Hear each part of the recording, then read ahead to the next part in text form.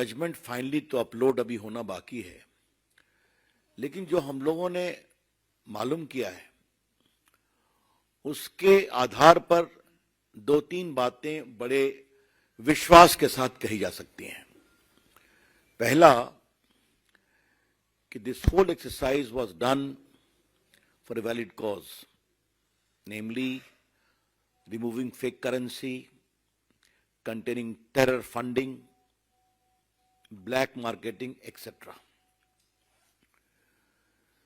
ये पूरी नीति टेरर फंडिंग, फेक करेंसी को रोकने के लिए और आपके money laundering etcetera, black marketing को रोकने के लिए की गई थी।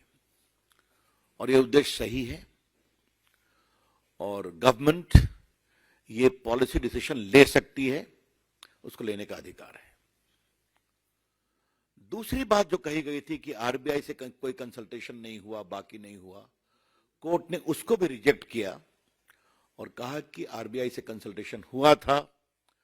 स्वयं आरबीआई ने कोर्ट के सामने अपने वकील के द्वारा हुआ कि एक कंसल्टेशन हुआ था और कोर्ट ने यह भी कहा कि reserve bank of India act के सेक्शन 26(2) में का भी कोई वायलेशन नहीं है।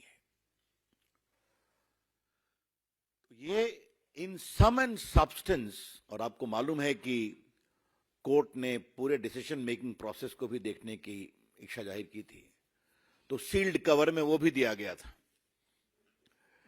इसका मतलब यह हुआ कि कोर्ट ने पूरे डिसीजन मेकिंग प्रोसेस को सही पाया। उसका सेक्शन 26(2) यह फैसला सिर्फ उस पर केंद्रित था कि उसकी कोई अवहेलना नहीं हुई, उसका पालन हुआ गया।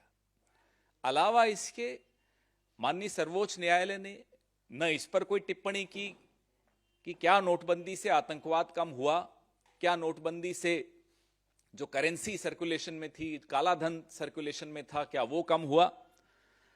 इस सब पर कहीं कोई एक शब्द भी इस निर्णय में नहीं है। तो यह कह देना कि माननीय सर्वोच्च न्यायालय ने नोटबंदी को सही ठहराया है, मुझे लगता है गलत होगा। नोटबंदी के फैसले की प्रक्रिया को सही ठहराया है, फैसले पर कोई टिप्पणी माननीय सर्वोच्च न्यायालय ने नहीं की है। यह स्पष्ट फर्क हम लोगों के दिमाग में रहना चाहिए। जो सुबह से चलाने की कोशिश की जा रही है सरकार द्वारा कि नोटबंदी जीत गई, नोटबंदी को सही ठहरा दिया गया माननीय सर्वोच्च न्यायालय द्वारा, यह बिल्कुल गलत है। जिन 4 जजेस ने इस प्रक्रिया को भी सही ठहराया है, उन तक ने इसके परिणाम पर कोई टिप्पणी नहीं की है। यह बात हमें स्पष्ट तौर पे समझ लेनी चाहिए। हमारी आपत्ति, इस देश की आपत्ति परिणाम पर थी कि नोटबंदी से हुआ क्या, इस देश को क्या हासिल हुआ। जो एमएसएमई सेक्टर है वो तबाह हो गया, लाखों लोगों की नौकरियां गई और लोगों को जो कई लोगों की मौतें भी हुई। तो जो मुसीबतें लोगों ने झेली और आज तक जो अर्थव्यवस्था लड़खड़ाई हुई है, उस पर कोई टिप्पणी किसी भी जज ने माननीय सर्वोच्च न्यायालय के आज के निर्णय में नहीं की।